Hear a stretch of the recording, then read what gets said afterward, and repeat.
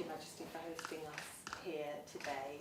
We're all absolutely thrilled, and we know just how passionate about domestic abuse you are and how much you do on this cause. So it's fantastic for us to have an opportunity to talk about economic abuse, which is an intrinsic part of domestic abuse because it's about coercive control, and we know that that is how victim survivors are prevented from leaving a dangerous perpetrator, and how abuse continues after they've left. And you'll hear from the victim survivors we have here today what's their experiences been. I look forward to hearing this. I always thought that economic abuse was sort of part of coercive control, but I do see it's a bit separate, so I'd be fascinated to hear your stories. And before I introduce you back, I just wanted to just give you a little bit more context about Somalia economic abuse. Yeah. So we're a charity that was founded 8 years ago and campaigned to have economic abuse recognised in law, and also to have post-separation abuse recognised in law. And we've been working with victim survivors since the very beginning to make sure that their voices are at the heart of everything we do. As they really campaign for change on the ground at the local level, as well as policy change at the national level, and really raising awareness. And we know that there are 4 million women who experience economic abuse in the last 12 months alone. So that's why it's really valuable and really important for us to be here today. So I am going to turn now to introduce you to Rebecca, because we need to make sure we hear from them. Rebecca Beattie is a sea ambassador, and she speaks powerfully about her. He came into my home and assaulted me so badly that I required reconstructive surgery to fix my physical wounds.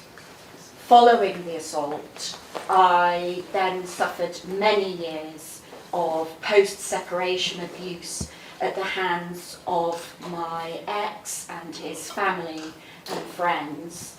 And during this time is when the debt that my ex had got me into finally caught up with me. So I was not only trying to recover physically and emotionally, I then had to deal with the debt. I would contact the debt companies and tell them that I had been the victim of financial abuse, but they just told me I was liable for the debt because it was in my name.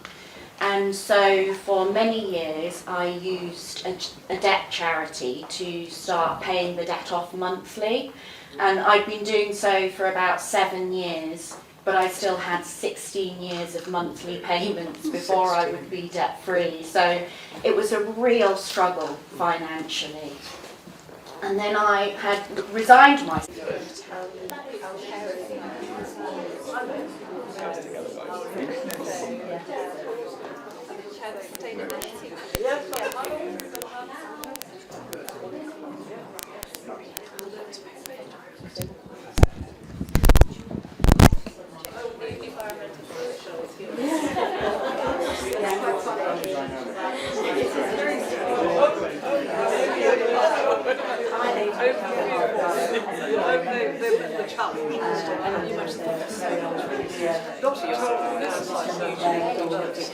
Can I introduce you to Janky Mehta?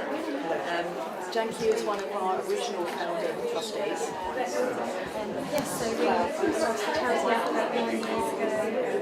We had a background in fantastic abuse and realised that heroin abuse just wasn't good. Well, I know, I thought I knew quite a lot about it, but I've heard something. I mean, I did as well, so at the time, we realised that the nefarious multitudes in this way. I know. People can use money to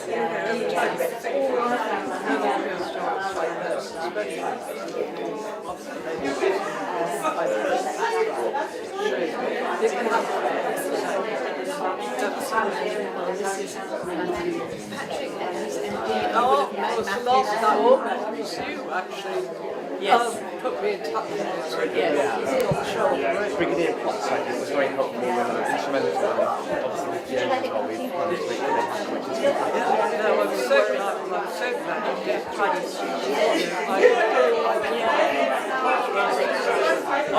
I'm honoured to be here with you. I think having your voice and you have everyone in this day is so important.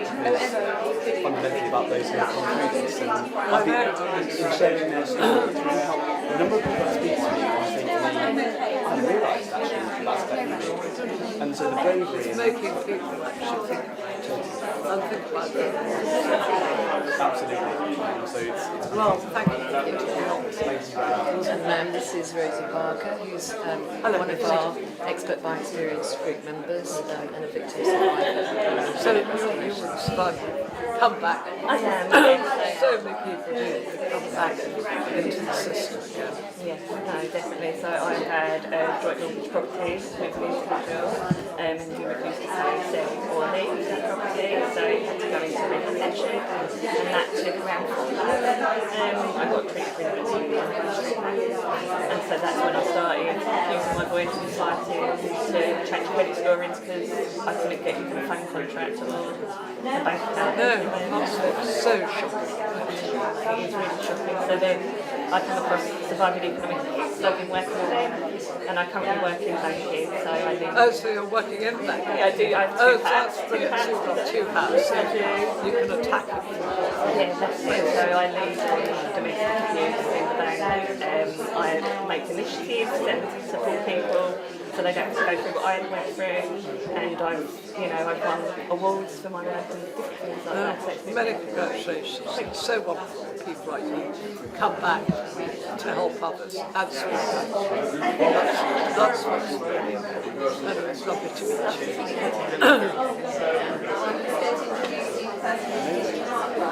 You okay? Yeah, so this is Natalie, Hello, one of our Natalie. ambassadors. So what are you surviving? Yes, I had the privilege to meet you last year at the Women's Aid Day. That's right, 50th absolutely. anniversary. So I have been working with the team since 2018, and I've been really privileged to work with all these amazing people because I've helped shape how we respond to Well, that's domestic also abuse. just joining together under one umbrella. Yeah. So I was financially destitute in 2018, and now I have What you were so it's a turn your life.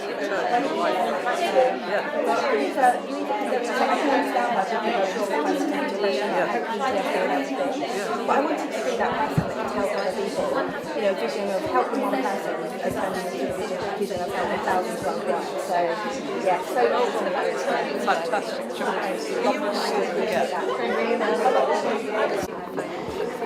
So how do Yeah, so they can come to the charities or through get the details on the website and phone. Yes.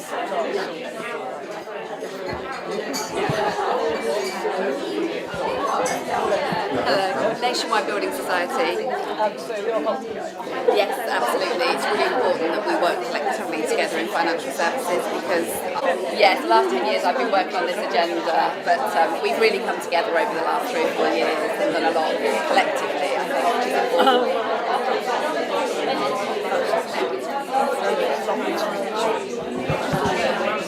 Ash Bartley. Yeah, another financial institution. All the financial institutions. So how long have So we've been partnered with Surviving Economic Abuse about 6 years now.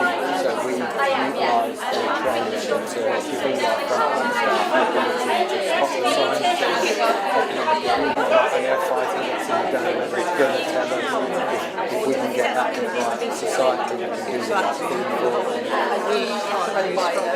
Train. Thank you very much. Hello. And you're part of Oh, you're the back.